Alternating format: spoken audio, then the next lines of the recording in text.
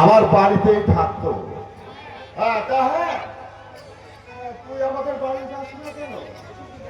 শুধু শুধু আপনাদের বাড়ি আমি যাবো কেন? শুধু শুধু যাবি কেন? শুধু শুধু যাবি কেন? আমার বাড়িতে আবার কাজের অভাব।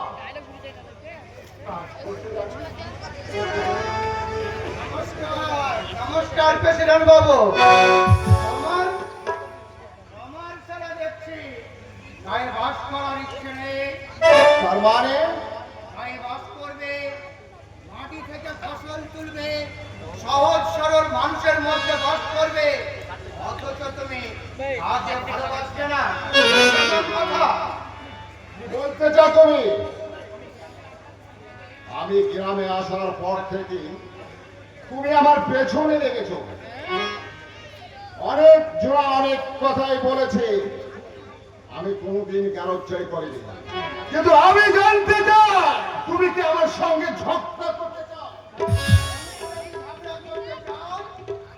আমি এই শিব বারজ্য।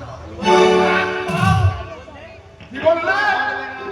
আর তুমি যদি গায়ের জন্য ভালো কাজ করতে চাও, আমি আমি প্রথম তোমার দিকে হাত বাড়িয়ে দিলাম।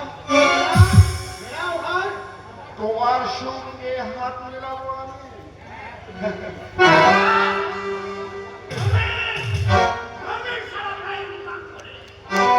লেখাপড়া জানো? এই শহরের সব এই শিবর দ্বারা ঝাঁপিতে ছাড়া দর্শন করে মাথা গড়িয়ে দিবে। বাজে কথা বললো না বলছি। আরে শালা, আপনি জানেন তো?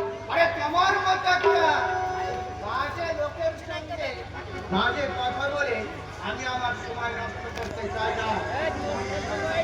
এই গায়ের ছেলেমেয়েরা রাস্তা দিয়ে চলতে পারে না। আরে বাচ্চা বাচ্চা ছোট ছেলেমেয়েরা ওই স্কুল যেতে যেতে কাদায় পড়ে যায়, তাই আমি রাস্তাটা বাঁধতে চললাম। এই, এ আবু, তুই এখানে কি করছিস? ভাগ, বন্ধু, ভাগ। গায়ের ভালো লেগে তোমার এই মরণ কেন গো শিব ঠাকুর? তোমার এই মরণ কেন? না নয় রে, না নয়। মা, যে ছেলে মাকে ভালোবাসে না সে সারা পুরোপুরি অন্য আছে। মাটি মানুষকে নিয়ে ব্যবসা করতে চায় সে সারা দেশদ্রোহী। আর আমি সারা দেশদ্রোহীটাকে ঘেরা করি। বাজে কথা বলো না। চিৎকার করো না শিব।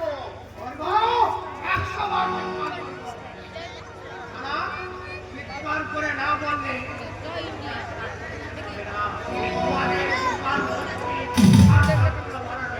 শিব!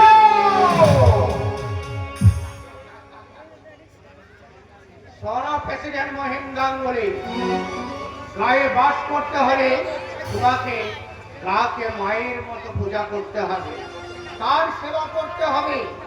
তোমার কিষাণ চাটা আমার সঙ্গে আজ রাস্তা বাঁধতে চললো। আগামী রবিবার ওই গ্রামের পচা নর্দমাটা আমরা পরিষ্কার করব। সেদিনও তোমার কিষাণ চাটা আমার সঙ্গেই থাকবে। ছোটকেও আমি ছাড়বো না। তাহলে একটা কাজ করো, নিজের জামা কাপড় ছেড়ে উদার নিয়ে মাটির রাস্তায় নেমে পড়ো। কাজ তো বন্ধ থাকবে না। কি বলতে চাও তুমি?